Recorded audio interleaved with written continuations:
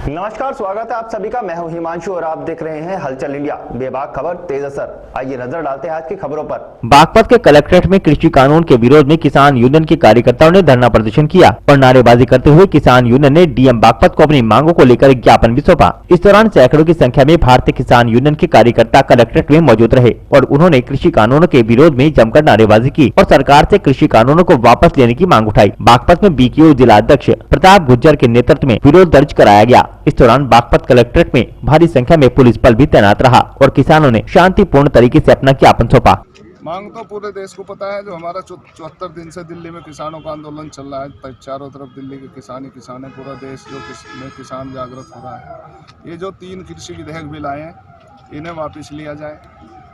किसानों को डीजल पे 50% सब्सिडी दी जाए, क्योंकि किसान को भी उसी रेट में डीजल मिल रहा है खेती करने के लिए और उसी रेट में डीजल व्यापारी को मिल रहा है जनरेटर चलाने के लिए। और किसानों की जो समस्याएं हैं उन पर सरकार का ध्यान आकर्षित करने के लिए और जिला प्रशासन का ध्यान आकर्षित करने के लिए अभी हमारा चक्का जाम का कार्यक्रम था, लेकिन हमारे नेताओं ने उसे स्थगित कर दिया जनहित में देखते हुए।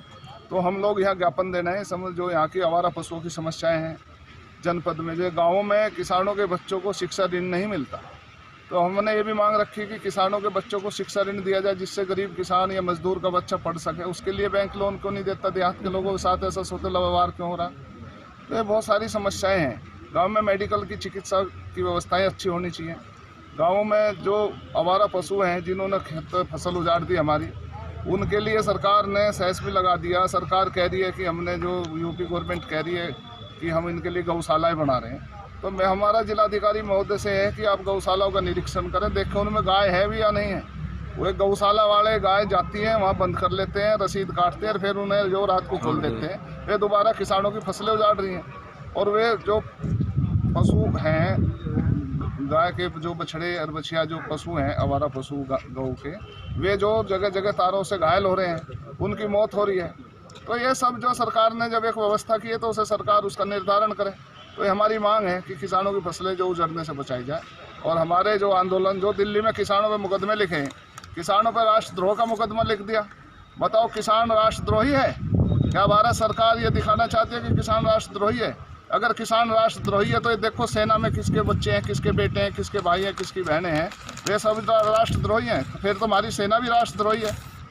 पंडित लाल बहादुर शास्त्री जी ने नारा लगवाया था, जय जवान जय किसान का, और वो नारा जब से लेकर आज तक लगा रहा है। भाई अगर किसी ने एक ने गलती करी है तो पूरी कौम थोड़ी जो वो दोषी है उसका। इसने गलत कार्य करा, उसके खिलाफ कार्रवाई करो। हम उसके पक्ष में आवाज़ उठाएं तो अलग बात है, लेकिन सब किसानों के ऊपर राष्ट्रद्रोह का मुकदमा लिखना यह सरासर अन्याय है और ये हिटलर शाही दर्शाता है, जिसे हम बिल्कुल भी बर्दाश्त नहीं करेंगे। चाहे कुछ भी हो जाए, हमें दोबारा दिल्ली पर चढ़ा।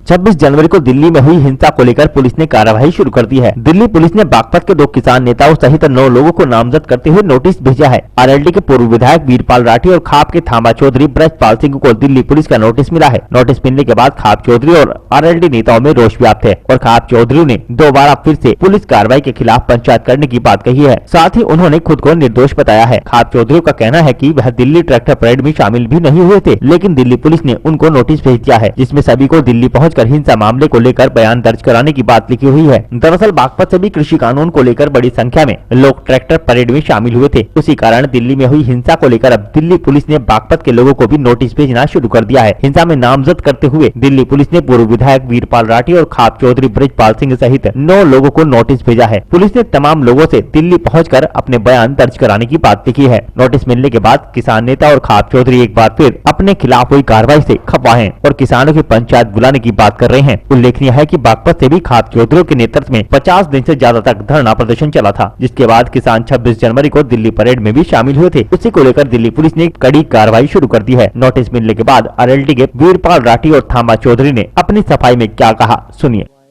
ये लगभग 200 लोगों पर नोटिस आए हैं और नोटिस 2 हैं मेरे पास जो भेजे गए हैं। ये 2-2 लाख रुपए के नोटिस हैं। क्या वजह थी नोटिस भेजा आपको? इस बात का तो वही जाना है, वजह का तो हम कह नहीं सकते। हम तो गए नहीं दिल्ली और हम तो यहीं रहे बढ़ोती। हमारी तो कोई एंट्री भी नहीं है वहाँ। क्या तहसील जो पंचायत हुई थी उसको लेकर कुछ है? उसमें ये निर्णय हुआ था कि ना जो एडिशनल एसपी थे, एडीजी थे, सब अधिकारी उच्च स्तरीय, उन्होंने ये कहा था आपके ऊपर कोई केस नहीं लगेगा, ना कोई नोटिस आएगा। उसके बावजूद भी फिर हमारे पास ये 2 लाख रुपए के नोटिस भेज दिए। तो इसमें आपका क्या कदम होगा कि नोटिस भेज दिए जबकि आपको वहाँ मंच से जो है ऐसे किया गया था, नोटिस नहीं आया? अब इसमें अगर किसी कोई बात होगी फिर हम दोबारा एक महापंचायत, बड़ी महापंचायत बुलाएंगे सर्फ खाप की, उसमें जो निर्णय होगा वो पंचायत में होगा। देखिए, जितने भी नोटिस हैं, चाहे वो यहाँ के 716 के हों या मुकदमों के नोटिस हों, दिल्ली में जो एजिटेट कर रहे थे किसान 26 जनवरी पर, उस दिन के नोटिस हैं कि आप लोगों ने दंगा उत्पाद मचाया। लेकिन वास्तविकता ये है कि हम लोग 2 बजे से यहाँ से पहुँचे और 4 बजे लाल किले पर गए। जो सरकार के लोगों ने वहाँ पर किसानों को रोका, उनके ट्रैक्टर पंचर किए, उनको घायल किया, हम उनका कुशलक्षेम और उन ट्रैक्टरों को लेने के लिए गए थे यहाँ से। लेकिन उन्होंने क्या है कि हमें भी उत्पाद में ले लिया। वहाँ लाल किले पे झंडा फहराया गया, वो पता नहीं कौन लोग थे, हमसे तो वो सब पहले थे।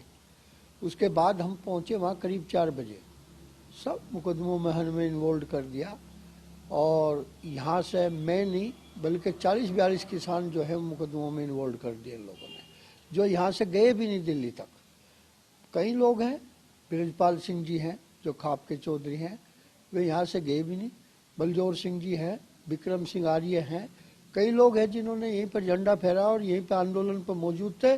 दिल्ली के वे दर्शन भी नहीं कर चुके, लेकिन उन पर भी मुकदमे हैं। कितने के नोटिस? 2 लाख के मुचल के हैं। जो ब्लॉक में महापंचायत हुई थी उसको लेकर भी नोटिस है या दिल्ली जाने? जो महापंचायत ने जो एजिटेट किया था, यहाँ लोगों ने जो आंदोलन चलाया था, उसके संदर्भ में कि शांति भंग होगी, 716 का एक नोटिस है जो 2 लाख का मुचल का है। और ये मेरे पे नहीं, कम से कम 200 लोगों पे।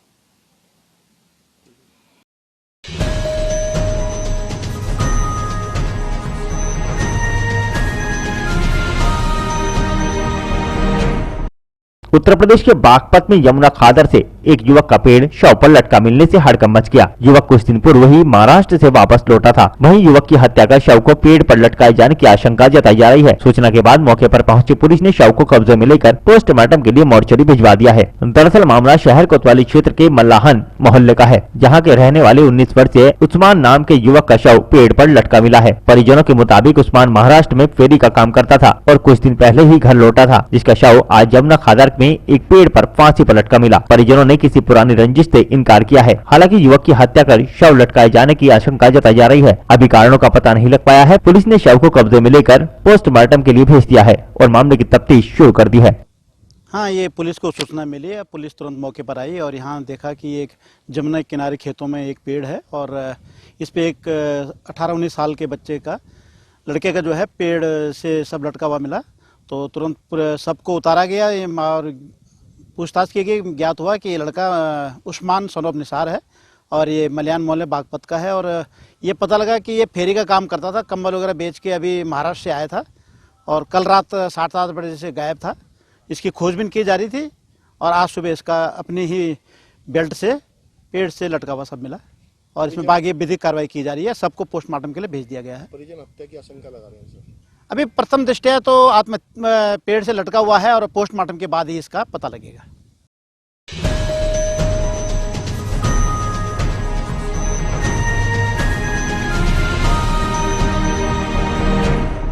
मुजफ्फरनगर के सिविल लाइन थाना क्षेत्र में खेलते वक्त 8 वर्षीय बालक छत से गिर गया, जिसकी दर्दनाक मौत हो गई। दरअसल पूरा मामला जनपद मुजफ्फरनगर के सिविल लाइन थाना क्षेत्र के मोहल्ला रैदासपुरी का है, जहां पर अपनी दीदी की 13वीं में मंदिर की छत पर खेल रहे 8 वर्षीय बालक अचानक नीचे गिर गया, जिसे तुरंत ही परिजनों ने जिला चिकित्सालय में भर्ती कराया, जहाँ पर डॉक्टरों ने बालक को मृत घोषित कर दिया। जानकारी के अनुसार पूर्व नगर पालिका सभासद योगेश शर्मा का 8 वर्षीय पुत्र राघव उड़ती हुई पतंग को देखकर छत पर खेल रहा था, जो कि अचानक खेलते वक्त छत से नीचे गिर गया, जिसकी दर्दनाक मौत हो गई। जैसे ही परिजनों को बालक की मौत की घटना की सूचना मिली तो परिवार में कोहराम मच गया।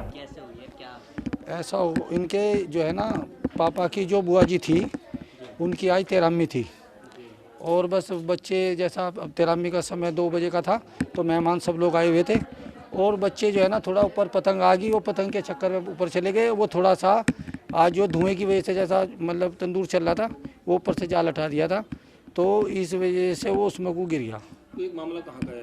ये रैदासपुरी का है जी। क्या नाम था बच्चे है जी बच्चे का? क्या यस्सु राघव राघव राघव राघव था बच्चे का नाम। कितनी उम्र थी इसकी? उम्र 12 साल की जी।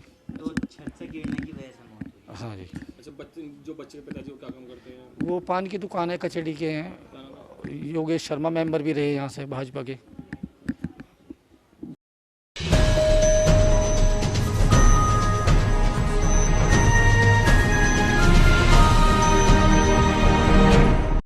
मुजफ्फरनगर जनपद के तहसील जानसठ के गांव कमहेड़ा में क्रिकेट मैच का फीताकाट का शुभारंभ किया गया। जनपद मुजफ्फरनगर के तहसील जानसठ क्षेत्र के गांव कमहेड़ा में जिला पंचायत वार्ड 40 के भावी प्रत्याशी मोहम्मद शमी तेवड़ा के द्वारा फीता काटकर मैच का शुभारंभ किया गया। कमेटी की अगर बात करें तो कमेटी में ओसामा कमरुद्दीन व मुरसलीन और मोहम्मद राशिद व इंतजार इत्यादि हैं। एम्पायर की अगर बात करें तो फुरकार व सईदुजमा आपको एम्पायरिंग करते दिखाई देंगे। कमेटी के लोगों ने बताया कि इस क्रिकेट मैच में मेरठ व जिला हरिद्वार की टीमें भी हिस्सा ले रही है। कमेटी का कहना है कि हर match man of the match दिया जाएगा। विजेता टीम को 21,000 नगद पुरस्कार व उप विजेता टीम को 11,000 का नगद पुरस्कार दिया जाएगा। पहला मैच गांव टंढेड़ा व पुरकाजी के बीच खेला गया, जिसमें पुरकाजी की टीम ने बाजी मारी। इस मौके पर मोहम्मद शमी वार्ड नंबर 40 के भावी प्रत्याशी और इंजीनियर मोहम्मद मोनिश, डॉक्टर अब्दाल, आरिफ कुरैशी, नदीम और गाँव के गणमान्य लोग मौजूद रहे। ग्राम कमेड़ा में क्रिकेट मैच का शुभारंभ किया गया है।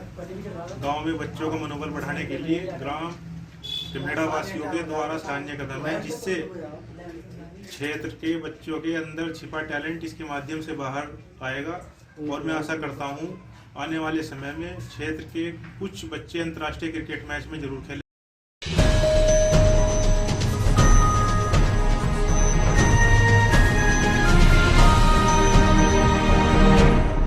शामली की झिंझाना पुलिस को बड़ी सफलता मिली है। देर रात चोरी हुई भेड़ बकरियां 3 ट्रकों में लादी हुई बरामद कर ली गई, जिसमें 3 ट्रक चालक व 3 असलाहधारी बदमाशों सहित 6 अभियुक्तों को गिरफ्तार किया गया है। दरअसल पूरा मामला जनपद शामली के गांव नो नागली के जंगल गत रात्रि लगभग 10 बजे का है, जहां पर रामा पुत्र कबूल सिंह गाँव बल्ला माजरा थाना झिंझाना जनपद शामली अपने 3 अन्य साथियों के साथ भेड़ बकरियां चराने के लिए गया था, जो कि रात्रि होने की वजह से नौनागली के पास जंगल में रुककर आराम कर रहे थे। तभी रात्रि में अचानक 3 शस्त्रधारी बदमाश जो कि अपने हाथों में लाठी डंडे लिए हुए थे और भेड़ बकरी को ले जाने लगे और भेड़ बकरी ले जाने का विरोध करने पर तीनों बदमाशों ने उनके ऊपर जानलेवा हमला करते हुए उनके साथ मारपीट की और चारों को बंधक बनाकर लगभग 30 लाख रुपए की कीमत की पशुओं को लूट लिया। सुबह जंगल की ओर टहलने आए ग्रामीणों ने चारों युवकों को बंधन मुक्त कराते हुए मामले की जानकारी पुलिस को दी, जिसके बाद झिंझाना थाना प्रभारी शामवीर सिंह मौके पर पहुंच गए और 4 अभियुक्तों को CHC ओन में भर्ती कराया गया, जहां से उन्हें गंभीर हालत के चलते जिला चिकित्सालय रेफर कर दिया गया, जहां पर उनकी हालत गंभीर बनी हुई है। वहीं झिंझाना पुलिस ने त्वरित कार्रवाई करते हुए जलालाबाद के जंगल से 3 ट्रकों में लदी हुई भेड़ बकरियां बरामद करते हुए 3 असलाहधारी बदमाशों व 3 ट्रक चालकों सहित 6 अभियुक्तों को गिरफ्तार किया है और भेड़ बकरियों को उनके स्वामियों की सुपुर्दगी में दे दिया। हालांकि इनमें से 30 भेड़ बकरियां मृत पाई गई हैं। झिंझाना थाना प्रभारी शामवीर सिंह ने बताया कि गिरफ्तार अभियुक्तों के विरुद्ध थाना झिंझाना पर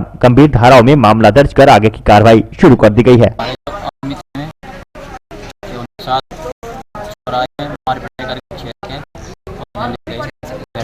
कितनी भेड़ बकरियां थी आपकी? 300-350 अच्छा, कहाँ से बरामद हुई? बरामद नहीं है, जलालाबाद के बाद चंदेड़ी वहाँ से।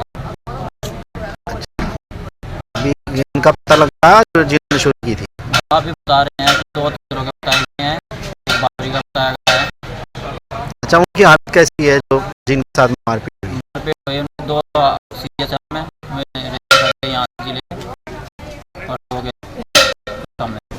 अच्छा, ये भी जानकारी में आया है कि नहीं आपकी भेड़ मर गई इसमें? ये 29 भेड़ मर चुकी है, 3 गाड़ियों में भर रखी जिन्होंने जंगली फाट के पास गिरफ्तार हुई। पुलिस के बारे में क्या कहेंगे आप? किसी पुलिस की अपना काम अच्छा किया, सहयोग किया।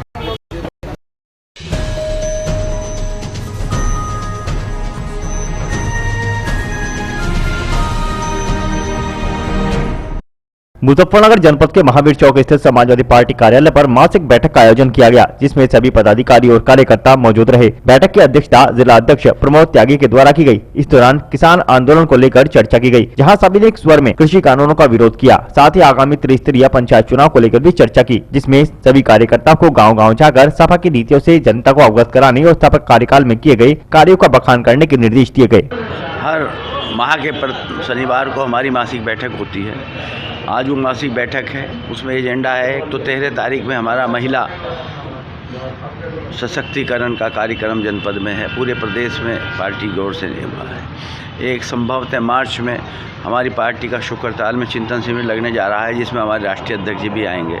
उसकी तैयारी के सिलसिले में कार्यकर्ताओं को जिम्मेदारी देनी है और 13 फरवरी के महिला घेराव कार्यक्रम के बारे में अपने महिला कार्यकर्ताओं को जिम्मेदारी देनी है और पार्टी के संगठन में पार्टी के कार्यकर्ताओं की परेशानी को लेकर के जो भी मामले हैं उन सबको आज उठाते हैं, उनको तय करते हैं, उनकी मदद करने का काम करते हैं। उसी परिप्रेक्ष्य में आज की ये मासिक बैठक है जो चल रही है।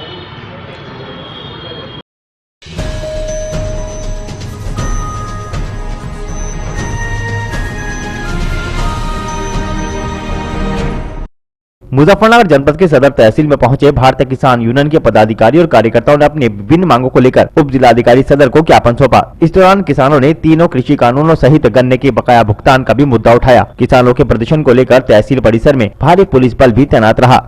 ऐसा है जी, आंदोलन चल रहा गाजीपुर बॉर्डर पर दिल्ली किसान समस्याओं का 3 बिल की वापसी का, राकेश टिकैत जी की अगुवाई में, तो उसी के सापेक्ष में उससे जुड़ा हुआ भी और यहाँ की जो बेसिक समस्याएं हैं मुजफ्फरनगर के किसानों की, जैसे गन्ने की समस्या है, ठीक है जी, गन्ने के पेमेंट की समस्या है, गन्ना डालने की समस्या है, उन सब समस्याओं को लेकर जो किसानों की है यहाँ पे आज एसडीएम साहब को ज्ञापन दिया गया। कल प्रेस वार्ता के दौरान आपने बताया था कि बिजली के जो अधिकारी हैं वो आकर घरों पर बदतमीजी करते हैं, किस तरह? हाँ, ये जो है ये भी शायद ऐसा महसूस हो रहा है कि प्रशासन के और शासन के इशारे पे बिजली विभाग के जो कर्मचारी हैं और अधिकारी हैं वो जो आम किसान है, आम जनता है, उनका शोषण करने की कोशिश कर रहे हैं। मैं यहाँ से चेताना चाह रहा कि बिजली विभाग का कोई भी अधिकारी इस तरह की हरकत ना करे, किसान का उत्पीड़न बर्दाश्त नहीं करा जाने का। तो किस तरह की बदतमीजी उनके द्वारा घरों पे जा करके उल्टे सीधे मुकदमे थोपे जा रहे हैं, वहाँ जा करके उल्टे सीधे बिजली चोरी के जो मुकदमे हैं वे लगाए जा रहे हैं। तो इस तरह की जो है कोई भी कार्यवाही बिजली विभाग का अधिकारी या कर्मचारी करे ना, क्योंकि यो किसान जो है पहले ही पीड़ित है, तो इसका इतना उत्पीड़न जो है ठीक नहीं है। अब आपने जो ज्ञापन दिया उसमें आपकी मुख्य मांगे क्या थी? मुख्य मांगे तो वही है जी, एक तो सर्वप्रथम तो वही है कि जो 3 बिल सरकार ने किसान विरोधी बनाए हैं, इन 3 बिलों की जो है यथाशीघ्र वापसी की घोषणा सरकार करे और इन्हें रद्द करे, मेन तो ये है। और फिर यहाँ की बिजली की समस्या जो आपने अभी मेरे से पूछी, और गन्ने की जो है मुख्य समस्या यहाँ की है इस क्षेत्र की, चूँकि यहाँ गन्ना सबसे ज़्यादा बोया जा, तो यहाँ एक तो पर्चियों का आवंटन निश्चित नहीं होता कुछ भी, और दूसरी चीज़ है कि पेमेंट यहाँ इतना लेट है। सरकार ने 14 दिन में पेमेंट की बात कही थी, आज तक वे वादे सरकार के जो कि तू धरे के धरे रह गए। डिजिटल कंपेन से जोड़ने की बात करी थी, वो कहाँ है वो कंपेनिंग? भाई अगर डिजिटल बात है तो गन्ना इधर डले उधर पेमेंट हो, लेकिन 14 दिन तो क्या साल भर का पेमेंट रुका हुआ है, 14 महीनों के पेमेंट रुके हुए हैं, आज तक सरकार ने इस ओर ध्यान।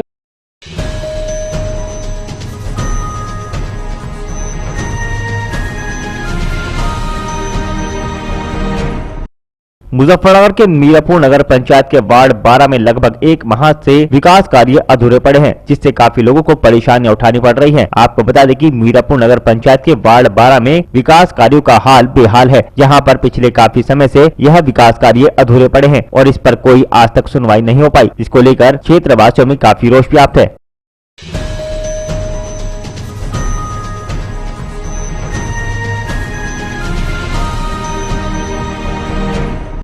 जनपद सहारनपुर के चंद्रपुरा में मुस्लिम वेलफेयर एजुकेशनल एवं ग्रामीण विकास कल्याण समिति के तत्वावधान में 1 दिवसीय निःशुल्क मेडिकल कैंप लगाकर सैकड़ों लोगों का निःशुल्क स्वास्थ्य परीक्षण में मुफ्त दवाइयां मुहैया कराई गई। ब्लॉक गंगोह के गांव चंद्रपुरा में समिति के आह्वान पर हरियाणा के पानीपत से 5 सदस्यीय योग्य डॉक्टरों ने मुस्लिम वेलफेयर एजुकेशनल एवं ग्रामीण विकास कल्याण समिति की ओर से गाँव चंद्रपुरा में कैंप लगाकर चंद्रपुरा, डूबर, किशनपुर, झाड़वन, फतेहपुर आदि गाँव के रोगियों की गहनता से जाँच कर उनको मुफ्त मेडिकल सलाह सहित समिति की ओर से मेडिकल मुआयना करा निःशुल्क दवाइयों का वितरण भी किया गया। संस्था के प्रबंधक आदिल अली का क्षेत्र के लोगों ने आभार व्यक्त किया। कैंप में पहुंचे विभिन्न गाँव के ग्रामीणों की अलग अलग बीमारियों का चेकअप किया गया। समिति के प्रबंधक वादिल अली तोमर ने बताया कि समिति पहले भी इस तरह के सामाजिक कार्य करती रही है, जिसमें मुस्लिम ही नहीं हिंदू समाज के लोगों का भी संस्था की ओर से निःशुल्क कैंपों के माध्यम से निःशुल्क हेल्थ सुविधा सहित दवाइयां वितरित की गई हैं।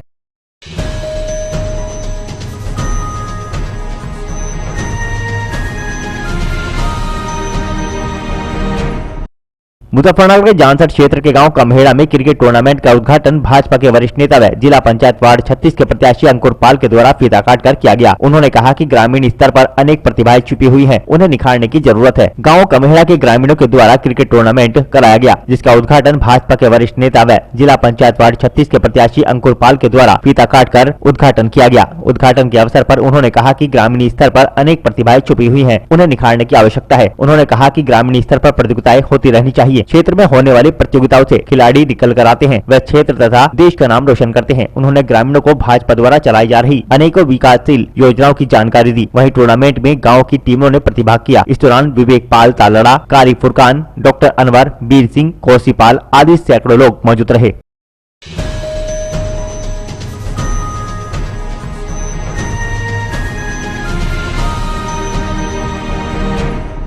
मुजफ्फरनगर के जानसठ क्षेत्र के गांव भरेडी में क्रिकेट प्रतियोगिता का आयोजन किया गया। बृहस्पतिवार को क्षेत्र के गांव भरेडी में क्रिकेट प्रतियोगिता का आयोजन किया गया था, जिसमें मुख्य अतिथि सोनू मोच भावी प्रत्याशी ग्राम प्रधान पद भागीरथी सेना के राष्ट्रीय अध्यक्ष रहे। उन्होंने कहा कि सर्व समाज व ग्रामवासियों के सहयोग से क्रिकेट प्रतियोगिता का आयोजन किया जा रहा है। इस प्रकार के आयोजन से क्षेत्र के युवाओं को प्रतिभा करने का मौका मिलता है। क्रिकेट टूर्नामेंट में गाँव भरेडी सहित क्षेत्र की क्रिकेट टीमों ने हिस्सा लिया और क्रिकेट मैच का आनंद लिया। मुख्य अतिथि सोनू मोच ने सभी क्षेत्रवासियों को एक संदेश देते हुए कहा कि हर गाँव में क्रिकेट मैच, कबड्डी व दौड़ प्रतियोगिता कराई जाए, जिससे युवाओं का मनोबल बढ़ता रहे।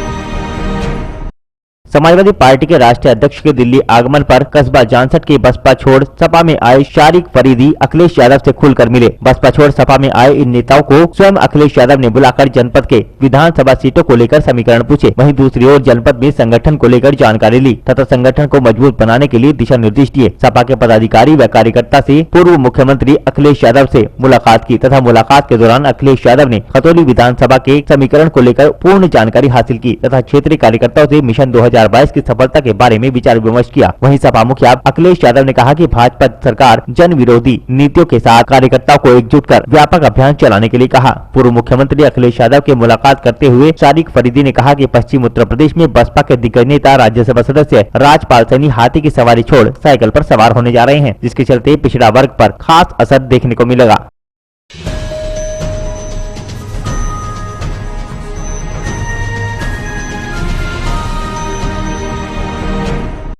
मेरठ के बहसुमा नगर के समीप स्थित NH 119 मेरठ पौड़ी मार्ग पर जिला सहकारी बैंक की नई शाखा का निर्माण कार्य चल रहा है, जिसकी तैयारी कर्मचारियों द्वारा की जा रही है। आगामी 13 फरवरी को जिला सहकारी बैंक का शुभारंभ होना है, जिसमें कैबिनेट व जिला सहकारी बैंक के अधिकारी आदि लोग शुभारंभ करेंगे। बताते चले कि नगर के समीप स्थित चौधरी अरुण चाहल की कॉलोनी के बराबर में जिला सहकारी बैंक का नव निर्माण कार्य पूरा हो चुका है, जिसमें रंगाई पुताई का कार्य चल रहा है। आगामी 13 फरवरी को बैंक का शुभारंभ कैबिनेट मंत्री संजीव बालियान, जिला सहकारी बैंक के चेयरमैन मनिंदर पाल, उत्तर प्रदेश सहकारिता अपर मुख्य सचिव रमा रेड्डी, पंचायती राज्य मंत्री भूपेंद्र चौधरी, केंद्रीय मंत्री दूध पालन व मत्स्य संजीव बालियान, हस्तिनापुर विधायक दिनेश खटीक, चेयरमैन विनोद चाहल के कर कमलों द्वारा किया जाएगा। जिला सहकारी बैंक के चेयरमैन मनिंदर पाल सिंह ने बताया कि जिला सहकारी बैंक पहले नगर के बाजार में स्थित था, जिसकी इमारत बिल्कुल जर्जर हो चुकी थी। इमारत के मालिक ने कई बार प्रार्थना पत्र देकर बैंक को हटाने की मांग की थी। इसे देखते हुए जिला सहकारी बैंक को मेरठ पौड़ी मार्ग पर नगर के समीप अरुण चाहल के द्वारा बनाई गई इमारत में शिफ्ट कर दिया गया है। बैंक का उद्घाटन आगामी 13 फरवरी को होना निश्चित हुआ है। बहसुमा में पूर्व में जिला सहकारी बैंक लिमिटेड मेरठ की एक शाखा चल रही थी, मगर वो बाजार के अंदर आने से और उसकी जीर्ण शीर्ण होने के कारण उसकी नवीन शाखा का निर्माण कराया गया है, बिल्कुल मुख्य मार्ग बहसुमा पे। ऐसा लगता है किसान भाई भी वहाँ ज़्यादा जुड़ेंगे और जो लोग कारोबारी लोग हैं वो भी अपने खाते निश्चित रूप से वहाँ खुलवाएंगे।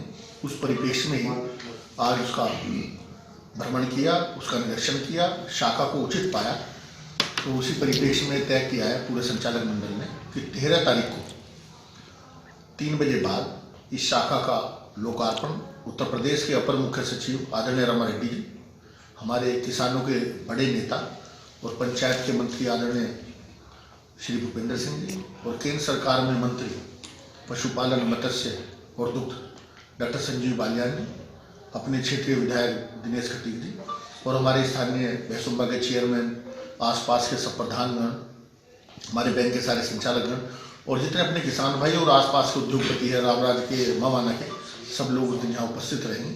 ये निश्चित रूप से जिला सहकारी बैंक का एक बड़ा कीर्तिमान होगा और आज एक बात और बताने का अवसर है। अब तक पूर्णतः ये योजना चल रही थी कि उत्तर प्रदेश के सभी बैंकों को उत्तर प्रदेश सरकार माननीय मुख्यमंत्री आगे बढ़ाने का काम कर रहे थे, मगर अभी पिछले कुछ दिनों में जो आंकड़े आए हैं उनसे साफ दिखाई दे रहा है कि पश्चिम उत्तर प्रदेश के बैंक अधिक फलीभूत है, आय के साधन बढ़ा रहे हैं और ईमानदारी से आगे बढ़ रहे हैं। इस परिप्रेक्ष्य में मुख्यमंत्री जी ने और हमारे जो कोऑपरेटिव के मुखिया हैं मुकुट बिहारी वर्मा जी मंत्री जी हैं, उन्होंने पश्चिम के बैंकों की तरफ अपना आशीर्वाद बनाया। अब निश्चित रूप से बैंकों की नई शाखाएं भी आएंगी और किसानों को उन्नत फसल पे लोन भी मिलेगा। और गन्ने पर भी अब एक बड़ा फैसला आया कि गन्ना किसानों को भी अब फसली ऋण दिया जाएगा, जो अब तक नहीं दिया जाता था। गन्ने को कैश क्रॉप माना जाता था, तो किसानों को अन्य फसलों के साथ साथ अब गन्ने पर भी निश्चित रूप से फसली ऋण मिलेगा। किसानों को इसका लाभ पूर्ण रूप से जाएगा, किसानों को खाद में कभी कमी नहीं रहेगी। तो सारी योजनाएं अच्छी चलेगी पश्चिम उत्तर प्रदेश में। ये मुख्यमंत्री जी का हमारे मुकुट बिहारी जी का आशीर्वाद है।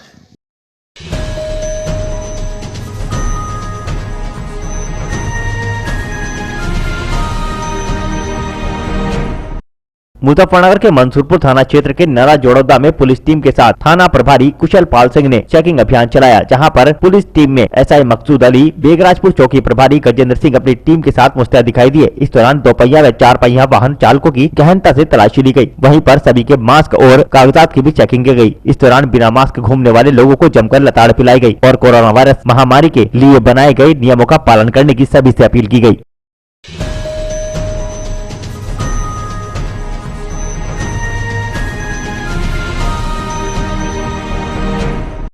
मुजफ्फरनगर के मंसूरपुर थाना क्षेत्र में डिस्टिलरी के सामने NH58 पर बिना बैरिकेटिंग के जेसीबी चलवाई जा रही थी और यहां पर पाइपों को दबाने का काम किया जा रहा था, जिसके चलते शिकायत पर पहुंची पुलिस ने जेसीबी को कब्जे में लेकर काम को रुकवा दिया और जेसीबी सहित चालक और अन्य लोगों को थाने ले आई। जिसके बाद वहां पर मिल अधिकारियों का जमावड़ा लगा रहा, जहाँ पर पुलिस ने कार्य को रुकवा कर आगे की कार्रवाई शुरू कर दी है।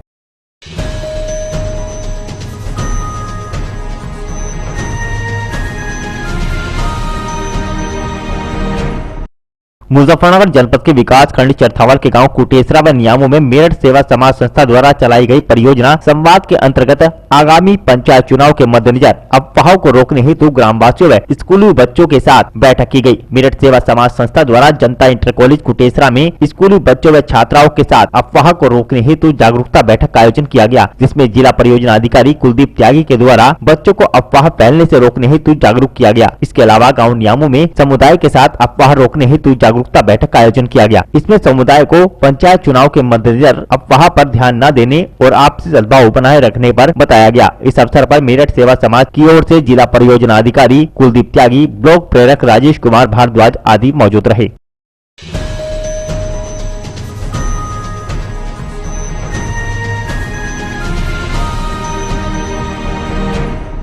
मुजफ्फरनगर जनपद के चरथावल विकासखंड के गांव नगलाराई स्थित कंपोजिट विद्यालय का एआरपी प्रमोद कुमार ने सपोर्टिव सुपरविजन किया। इस दौरान रीड अलोंग ऐप पर 2 लाख के करीब स्टार प्राप्त करने पर 2 छात्राओं को एआरपी प्रमोद कुमार व प्रधानाध्यापक मोहम्मद इकराम के द्वारा सम्मानित किया गया। दरअसल मुजफ्फरनगर जनपद के चरथावल विकासखंड के गाँव नगलाराई स्थित उच्च प्राथमिक विद्यालय नगलाराई का एआरपी प्रमोद कुमार ने सपोर्टिव सुपरविजन किया। इस दौरान तीनों मॉड्यूल व्हाट्सएप ऐप ग्रुप, दीक्षा ऐप तथा रीड अलोंग ग्रुप पर बातचीत हुई। रीड अलोंग ऐप पर कक्षा 7 की छात्रा सादिया के द्वारा 1,81,536 स्टार तथा छात्रा आयशा परवीन के द्वारा 1,74,356 स्टार प्राप्त करने पर दोनों छात्राओं को एआरपी प्रमोद कुमार व प्रधानाध्यापक मोहम्मद इकराम के द्वारा सम्मानित किया गया। इस मौके पर समस्त स्टाफ भी मौजूद रहा।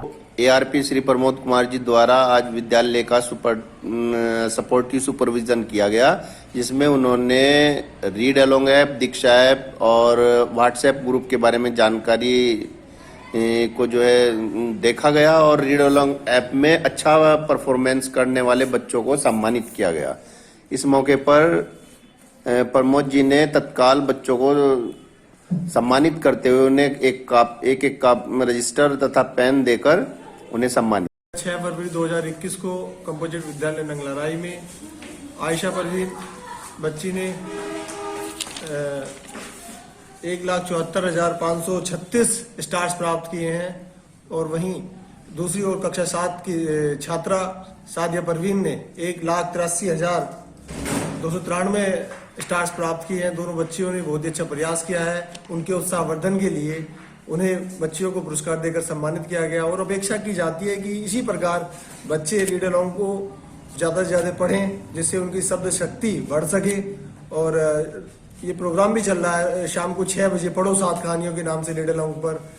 और प्रेरणा उत्सव को भी एक जन आंदोलन के रूप में हमें मनाना है। इसी के साथ हम सभी प्रयास कर रहे हैं और अधिक से अधिक लोगों तक प्रेरणा उत्सव की बात हम पहुंचा सके। प्रेरणा सूची, प्रेरणा तालिका, प्रेरणा लक्ष्य के बारे में जन जन अभियान, जन आंदोलन के रूप में ये हमें चलाना है। Thank you very much.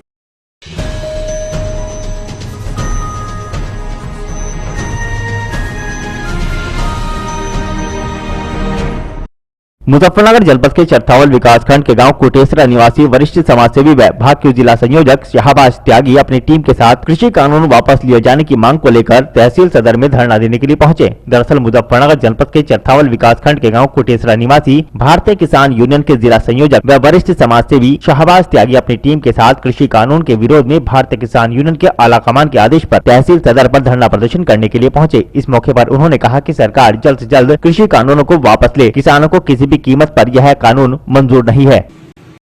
जिला संयोजक भारतीय किसान यूनियन, आज हम यहाँ पर एसडीएम साहब को ज्ञापन देने के लिए आए हैं। जो 3 कृषि कानून है, 3 कृषि काले कानून जो ये सरकार ने बिल पास कर दिए हैं, हम उनके खिलाफ ज्ञापन दिया है। ये बिल तीनों सरकार को वापस लेने चाहिए और जब तक सरकार इन तीनों बिलों को वापस नहीं लेगी, हम लगातार आंदोलन जारी रखेंगे और हम इनका पूरे जोर शोर से इन तीनों काले कानूनों का विरोध करेंगे।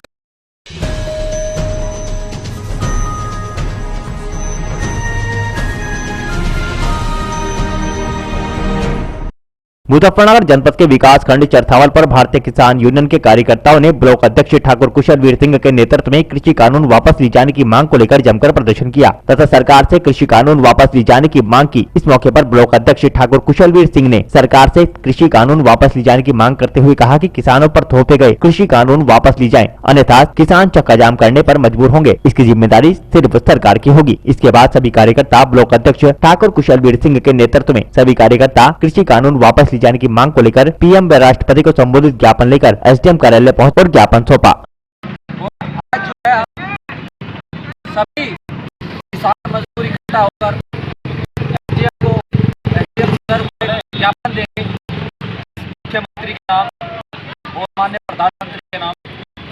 ये जो 3 काले कानून किसानों पर जबरदस्ती थोपे जा रहे हैं, उनको आप बहुत जल्द कर जितनी जल्दी हो सके, बहुत लंबा समय किसानों का आंदोलन करते हो गया है, इनको वापस, अन्यथा सभी सड़क और सभी रेल के काम करने का कार्य करेगा। किसान इस जबरदस्ती थोपे हुए कानून को कभी स्वीकार नहीं करेगा। सभी किसानों की मांग है कि ये 3 कानून वापस हो और एमएसपी जो फसलों की एमएसपी है उससे कानून बने।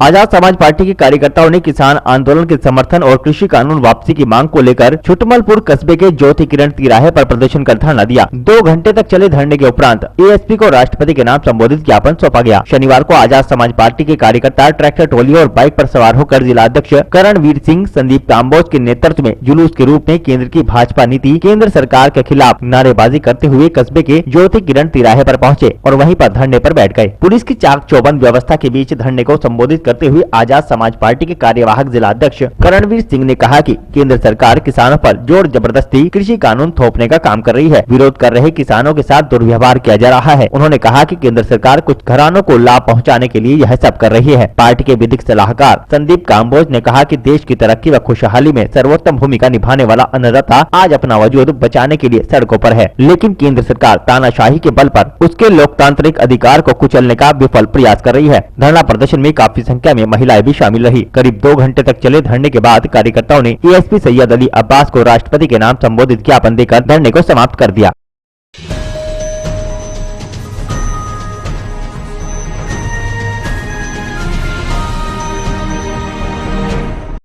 भारत की सरकार किसानों की जमीन और जमीन को गिरवी रखना चाहती है और किसानों का गला घोटने को तैयार है। कांग्रेस के वरिष्ठ नेता व सत संगठन के अध्यक्ष प्रमोद कृष्णन ने कांग्रेस पार्टी के पूर्व जिला अध्यक्ष तारिक मोहम्मद खां के आवास पर पत्रकारों से बात करते हुए कहा कि भाजपा सरकार किसानों का गला घोटना चाहती है। 2.5 महीने का समय गुजर चुका है और किसान कड़कड़ाती ठंड में सड़कों पर बैठा हुआ है, लेकिन गूंगी बहरी सरकार किसानों की बात सुनने को तैयार नहीं है। सरकार के साथ काफी मजबूरियां हैं, क्योंकि भाजपा सरकार ने पूंजीपतियों से जो वादा किया है उसे निभाने के लिए वह किसानों का गला घोटना चाहती है। उन्होंने कहा कि बड़ी शर्म की बात है कि अभी तक प्रधानमंत्री ने किसानों के आंदोलन पर कोई सार्थक कदम नहीं उठाया है। गाड़ी का एक्सीडेंट हुआ, ऊपर वाले की कृपा से ये सही सलामत है।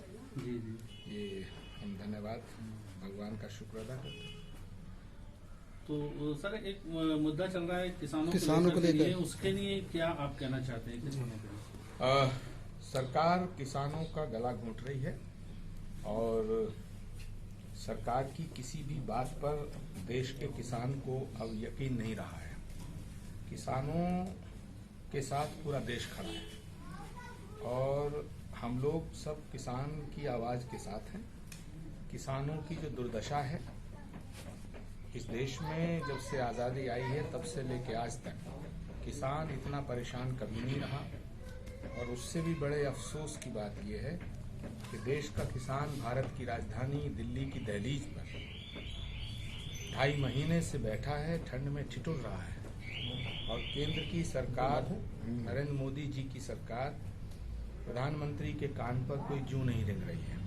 100 से ज़्यादा लोग किसानों की शहादत हो चुकी है। बहुत ही अफसोस की बात है कि केंद्र सरकार के किसी मंत्री ने, भाजपा के किसी मुख्यमंत्री ने, बीजेपी के राष्ट्रीय अध्यक्ष ने और भारत के प्रधानमंत्री ने एक बयान जारी करके अफसोस तक जाहिर नहीं किया है। इससे ज्यादा खराब और खतरनाक हालात तक नहीं देखे थे। देश एक बहुत ही अजीबोगरीब और खतरनाक दौर से गुजर रहा है। हम लोग दुआ करते हैं, प्रार्थना करते हैं कि भारत सरकार को, भारत के प्रधानमंत्री को भगवान सद्बुद्धि दे और वो किसानों की मांगों पर विचार करते हुए ये तीनों काले कानून वापस लें। सर ये सरकार कब तक इस तरीके, ये कब तक चलेगा इस पर कुछ नहीं कहा जा सकता है। ये प्रधानमंत्री जी की इच्छा और मर्जी पर निर्भर करता है।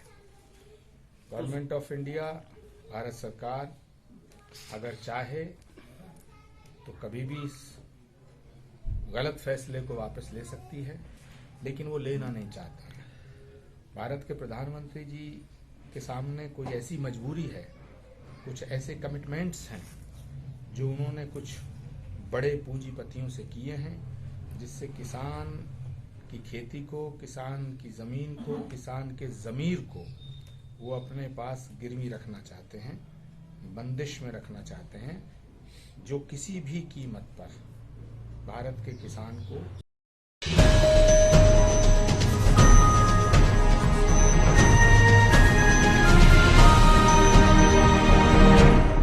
अमरोहा के झम्मन लाल महाविद्यालय हसनपुर में राष्ट्रीय सेवा योजना के तहत कार्यक्रम अधिकारी डॉक्टर नीति शर्मा के निर्देशन में तृतीय 1 दिवसीय शिविर गांव रामपुर भूड़ में लगाया गया। इस अवसर पर डॉक्टर हृदय कुमार ने बच्चों को शिविर में यातायात के नियमों के बारे में जानकारी दी और कहा, जरा सी लापरवाही हमारे जीवन को संकट में डाल सकती है, इसलिए हमें अपनी सुरक्षा हेतु यातायात के नियमों का पालन करना चाहिए। शिक्षा के प्रति यहाँ की जनता कितनी जागरूक है, यह सब जानने के लिए टोलियों में विभाजित होकर स्वयंसेवी गाँव में घूमे। वहाँ जाकर उन्होंने उन बच्चों से पूछा जो कोरोना वायरस के चलते लॉकडाउन में अपने घर पर रहकर शिक्षा प्राप्त कर रहे थे। ऐसे ही वे एक ऐसे व्यक्ति से मिले जो अपाहिज होते हुए भी बच्चों को घर पर रहकर निःशुल्क शिक्षा दे रहा है। हम झम्मन लाल पीजी कॉलेज एनएसएस के छात्र हैं और हमें जो है स्कूल की तरफ से गाँवों में सर्वे के लिए भेजा गया था। 3 दिन का हमारा कैंप था, तो जिसमें हमने पहले दिन गाँव का सर्वे किया था साफ सफाई के बारे में, दूसरे दिन स्वच्छता के बारे में लोगों को जागरूक किया था और आज हमारा तीसरा दिन है।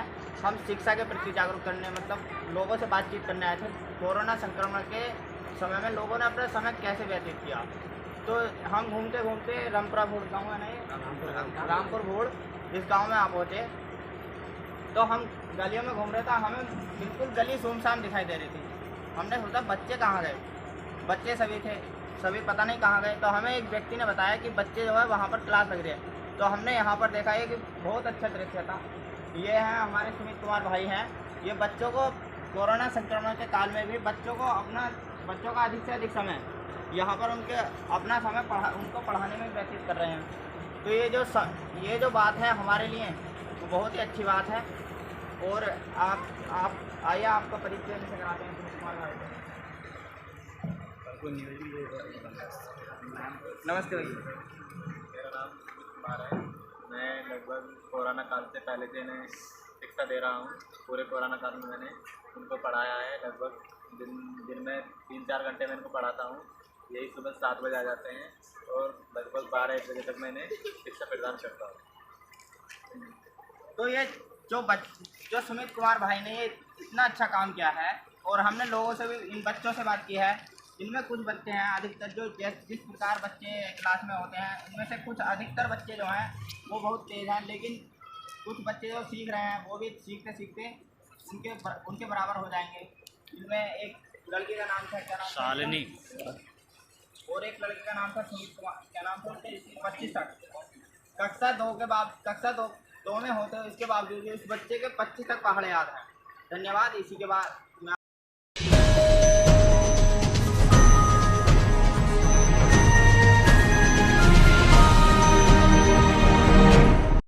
अमरोहा के आदमपुर मार्ग पर चल रही 11,000 की लाइन में अचानक से करंट उतर गया, जिसमें श्याम सिंह पुत्र उमराव सिंह के घर में करंट फैल गया, जिसमें एक लड़की कपड़े धो रही थी और वह करंट की चपेट में आकर बेहोश हो गई। उसे आनंद फानंद में निजी चिकित्सालय भर्ती कराया गया, जहां पर इलाज के बाद लड़की की हालत ठीक बताई जा रही है। 3 दिन पूर्व भी ऐसे ही 25 kV का ट्रांसफार्मर फटने से हादसा हुआ था, जिसमें बिजली की चपेट में आने से एक व्यक्ति और 2 पशु झुलस गए थे। इस मामले में ढवासरे बिजली घर जेई जितेंद्र कुमार से बात की गई तो उन्होंने कहा कि जल्द ही कमियां दूर कर दी जाएंगी। समस्या ये है कि स्टाफ टूटा है, किसी न किसी के ऊपर हमारे परिवार गिर जाता है। और जो घटना हुई है ये लड़की के ऊपर आज 4 गिर गया, करंट मार दिया इसमें। सब शिकायत करें हमने जैसे हमारे लड़की कोई जो देगी। हाँ लड़की मतलब इलाज पड़ रही है, इसको जान के वजह कपड़े धो जल्दी करंट मार दिया।